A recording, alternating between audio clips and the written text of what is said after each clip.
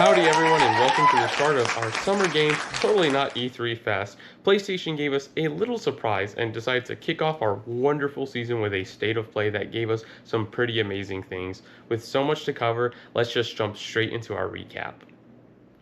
The show opened up with Luminous Arise, a new game in the long-running franchise from Enhance. The title actually seems to be evolving a lot of that formula that Tetsuya Mizuguchi had been refining since Tetris Effect.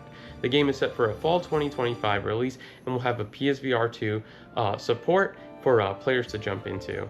Following that announcement, Capcom gave us a brand new look at Pragmata, which, yes, is somehow still alive after all this time. We got to see the game's action in play with more details on the story, such as finally learning that mysterious girl's name. Players will have to take on the sentient AI on this moon base when this game finally makes its hopeful release date in 2026. Also, Capcom, very funny with that release date joke. Grasshopper and Suda51's new game, Romeo is a Dead Man, had a pretty stylish reveal with a 2026 release date, while we also received another look at Silent Hill F with a trailer focused on the game's combat. That title is set for a September 25th release.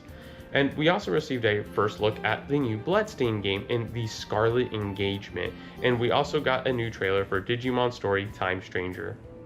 Square Enix made a splash with Final Fantasy Tactics: The Ivalice Chronicles, a remake of the original game. Launching on September 30th, the game will include the original version along with an enhanced edition that adds voice acting, a new interface, changes to the story, and of course enhanced visuals.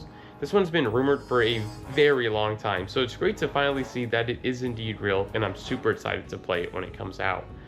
We then went on a run of announcements with Baby Steps set for a September 8th release, Hirogami set for September 3rd, Everybody's Golf Hot Shots on September 5th, and Ninja Gaiden Ragebound, which is set for a July 31st release date. Karen, a climbing game from the Game Bakers, also received a new trailer and is set for a November 5th release. Easily one of my favorite announcements in the entire show was Mortal Kombat Legacy Collection, that's with a K, from Digital Extremes, which will see Mortal Kombat 1, 2, 3, Ultimate 3, and 4, and so many more brought to modern platforms. The collection will even include the console and handheld versions of these games.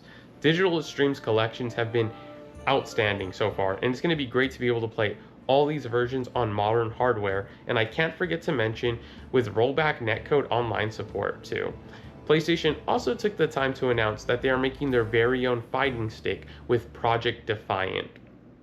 We then received a new trailer for Metal Gear Solid Delta Snake Eater. Team Ninja also announced Nioh 3, which will see a new ninja class be added to the series. This one's looking really good, and it's currently set for a 2026 release exclusively on PlayStation, but you don't have to wait long to try since a demo is currently available right now on PlayStation 5. The Thief franchise made its quiet return as the series will be receiving a new game for PSVR 2 with Thief Legacy of Shadow, continuing the trend of my beloved stealth franchises getting new entries exclusively in VR.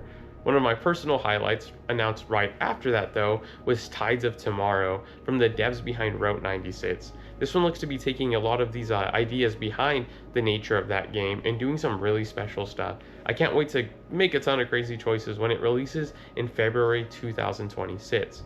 Following that, trailers for Sea Remnants and Sword of the Sea, a new game from some of the Journey team, were both announced. IO Interactive gave us our first look at 007 First Light.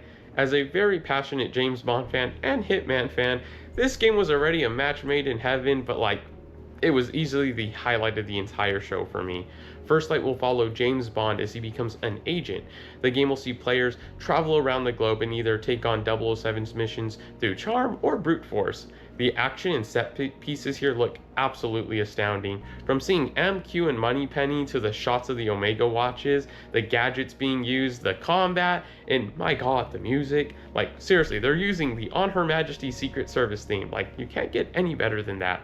007 First Light is set for a 2026 release, and I cannot wait to play this.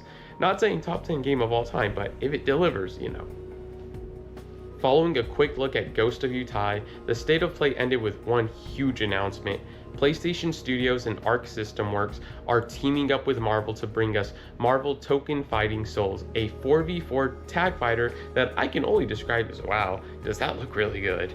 Arc System Works, the devs behind Guilty Gear, are bringing the game to PC and PS5 next year. In the trailer, we got to look at Captain America, Spider-Man, Miss Marvel, Storm, Ghost Rider, Star-Lord, Doctor Doom, and Iron Man, who looks like a fighter jet Gundam, and that's just pretty dang cool. Truthfully, I cannot recall a 4v4 fighter ever existing, but they did specify you really only need to master one character due to the way they designed the mechanics of the game. I can only imagine though what crazy things people are going to be doing once they get their hands on it, as is in the case with every fighting game ever made. And with that, we wrap up our recap of PlayStation Summer 2025 State of Play. Overall, very good show compared to the usual State of Play. It makes me feel really excited going into the rest of the week. So make sure to hit that like button, subscribe, and click the bell icon so you don't miss any of our Summer Game Fest coverage.